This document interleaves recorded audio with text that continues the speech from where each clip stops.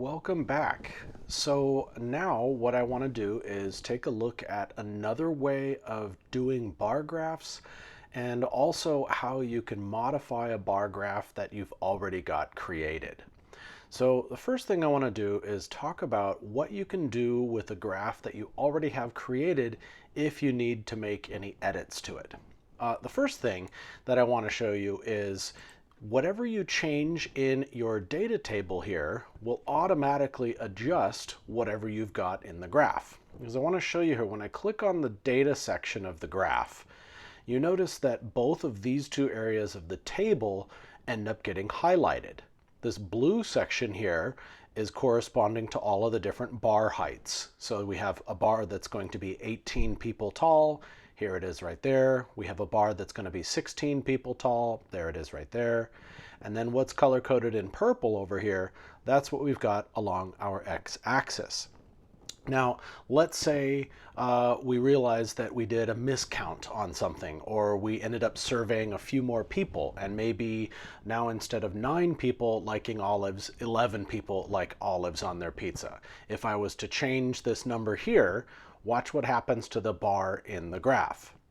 The bar automatically adjusts, and now it shows 11 instead of 9. So that's a really cool feature of the graphs that you make in Excel. If you make adjustments to the data, you don't have to make entirely new graphs because the graph will automatically correct itself. Another thing that's really neat about this is if you needed to add in more data, which would add in more bars, you don't have to make new graphs either. So let's say, for example, you end up having someone that claims that they like anchovies on their pizza, and we'll go ahead and put one person that likes that. Now, it didn't do anything to the data over here because if I click on it again, you'll see that the area that's highlighted only goes down to the mushrooms number. But if I grab this right here, notice my cursor changes to a couple arrows. If I grab this and drag it down one more, it highlights the anchovies section and that number 1, and look, it automatically shows up on the graph. This is a really cool way of making a graph once and then being able to adjust it more in the future. Okay, so now the second thing that I want to show you is a different way of basically making the exact same graph. Now, you may remember that what I had to do with this graph is, in order to make these bars stand out as separate toppings, I had to go in and change the individual colors for each of those bars. That made it a little bit easier for anybody who wanted to read the graph to tell that each of those toppings was a different color.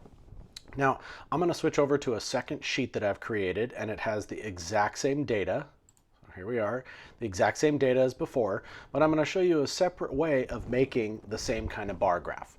So remember what we did before is highlighted all of the data that I want to make a graph out of. I'm going to go to Insert. I'm going to select my bar graph. I'm going to do my 2-column graph, just like I did before, my 2-dimensional graph rather.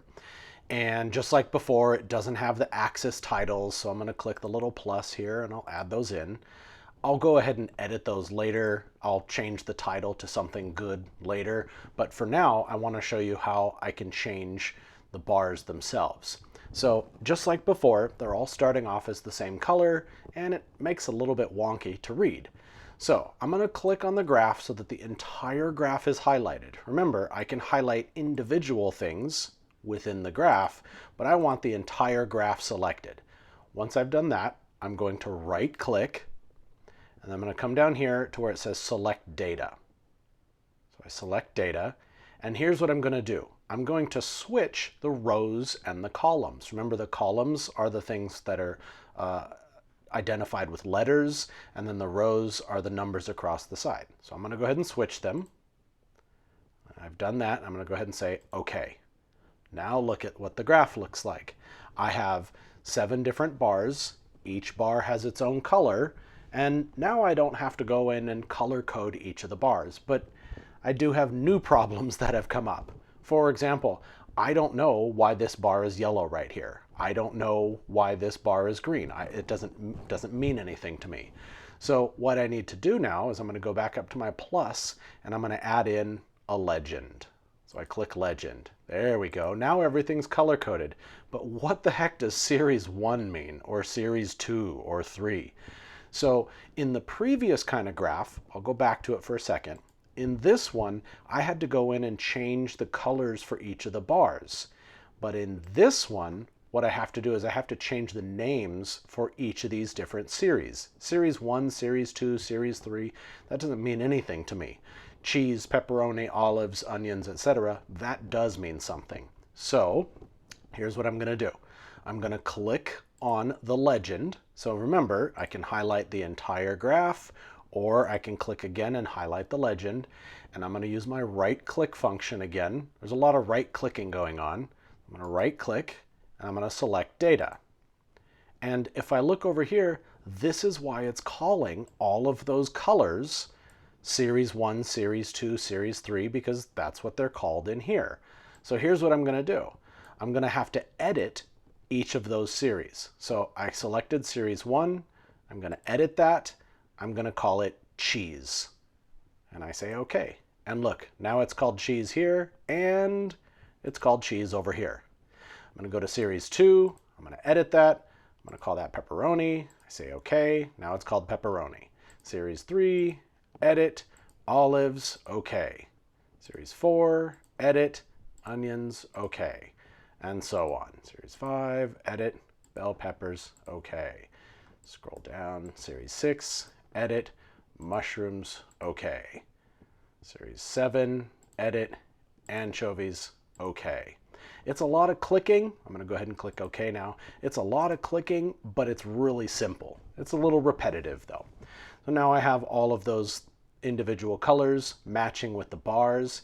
And just like before, if I want to go in and change the colors of the bars, I can still do that. So if I click on just the cheese bar and I want to make the cheese sort of an orangish cheese, I can do that. I'm going to go ahead and make that cheese orangish colored. And now it is.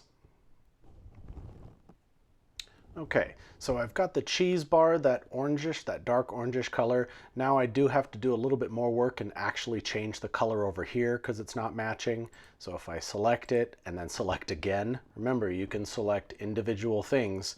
I can go ahead and change the color of that cheese bar.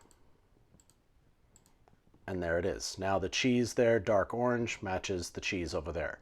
So it's a different way of making the same kind of graph. I have to go in still and change the chart title. What did I call this before?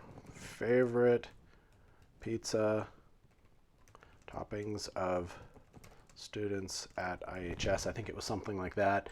And then my axis title over here was like, what did we have? We had number of people. And then what, oh, we've got something weird down here. So what do I want to do with this?